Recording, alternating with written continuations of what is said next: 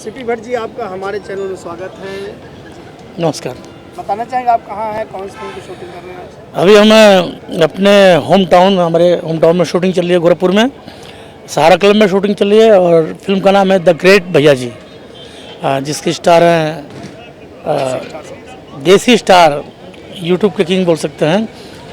और always green Samar Singh ji हैं, रितु सिंह जी हैं, रूपा मिश्रा जी हैं, और इसमें उमेश सिंह जी हैं, और राजपूत शाही जी हैं, इंद्रसेन जी हैं, और काफ़ी अच्छे अच्छे कलाकार इसमें हैं।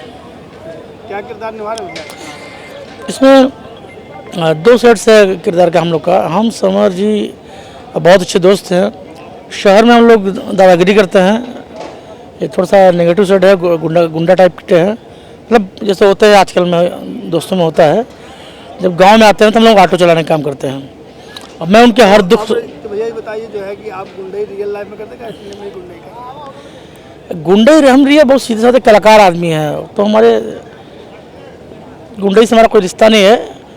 कभी आवश्यकता पड़ती है तो फिर मतलब ऐसा नहीं कि गुंडई आ जाती है, वो तो फिर स्वाभाविक है, कोई भी आदमी आत्मरक्षा में कुछ भी कर सकता है। फिल्म के डायरेक्टर प्रोड्यूसर की बात की जाए, उनका क्या कहना चाहेंगे? रूपा मिश्रा जी एक्ट्रेस भी हैं। हाँ, तो इन रूपा मिश्रा जी के साथ तो मैंने जब वो एक्ट्रेस थी तो उनके साथ काम किया था, अभी एक्ट्रेस हैं। तो एज ए निर्माता जब से आई हैं, तब से मेरी पहली फिल्म उनके साथ है। डायरेक्टर साहब भी मेरी पहली फिल्म है, लेकिन अच्छा लग रहा है, बढ़िया लग रहा है, काम से समझौता नहीं हो रहा है, बढ़िया काम चल रहा है।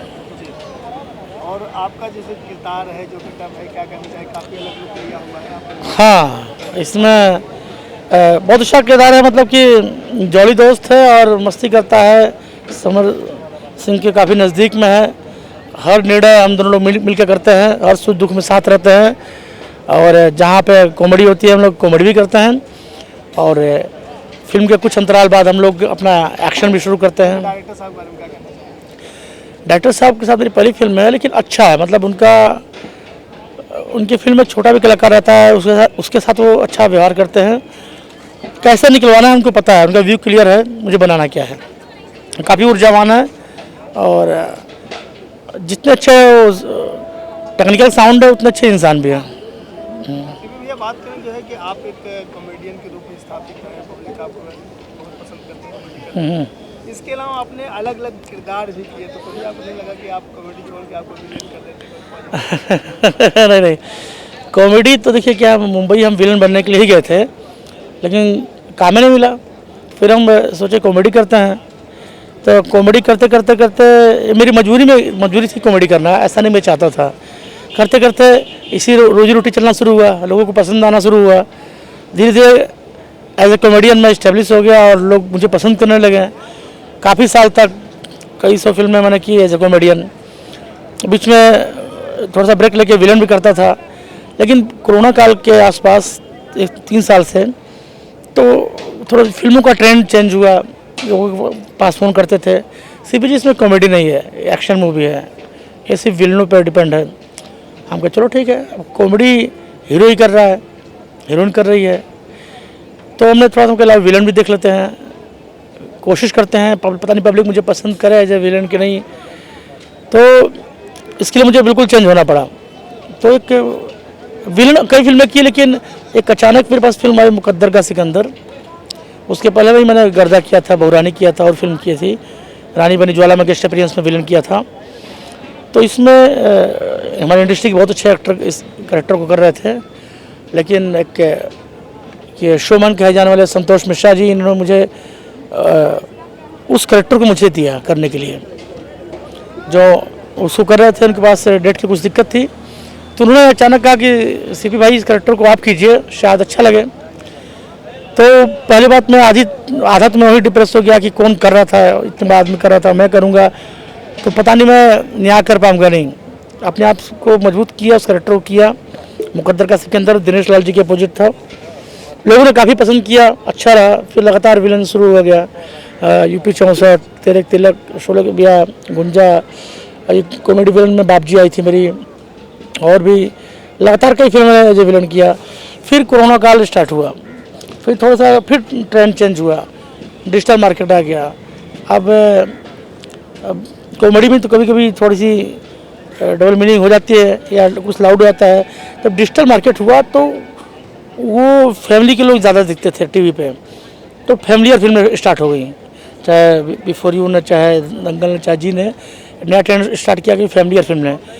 तो फैमिलियर फिल्में स्टार्ट हुई तो उसमें मैक्सिमम फिल्में थी उसमें विलन की आवश्यकता नहीं थी, या थी तो उसके लिए लोग थे। तो जो करेक्टर मैं लाइफ में कभी नहीं करना चाहता था, उस तरह के करेक्टर के लिए ऑफर आया कि मैं बाप का करेक्टर करूँ। अब बाप का करेक्टर मुझे बहुत टफ लगता है। जिस करेक्टर में कुछ ना करने के लिए रहे वो करेक्टर मुझे बहुत टफ लगता है।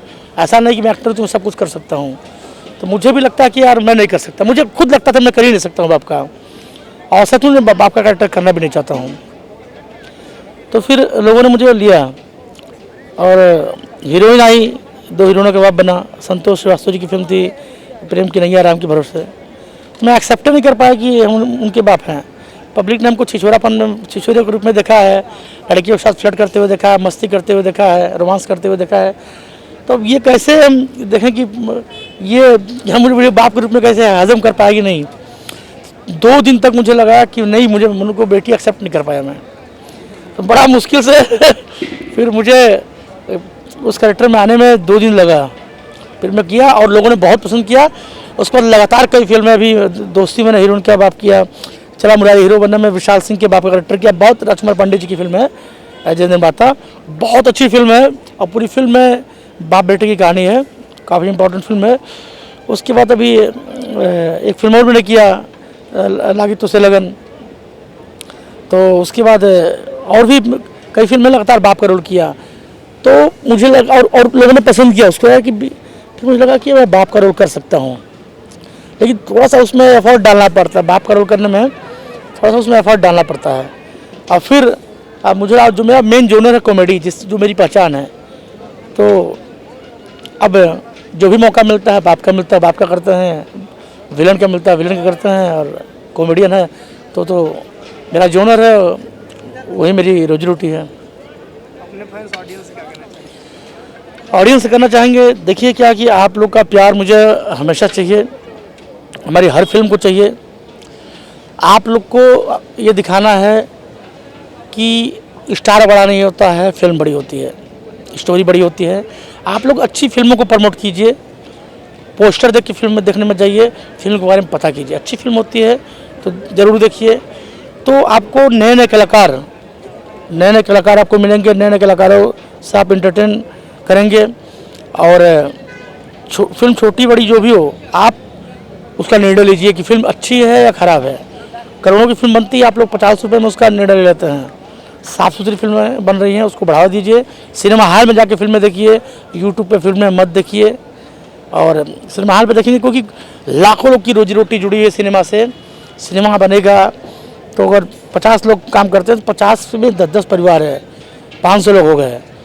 तो उसके बाद ऐसे ऐसे करके आप सबको सपोर्ट कीजिए, भोजपुरी इंडस्ट्री को। भोजपुरी हमारा सिर्फ भाषा ही नहीं है, हमारा संस्कार भी, हमारा कल्चर भी है, हमारा मान सम्मान भी है।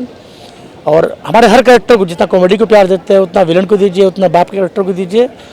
और आप ही लोग के दम पे इंडस्ट्री चल रही है। बस यही गुजारिश है कि आप लोग सिनेमा हॉल में जाइए और फिल्मों को देखिए।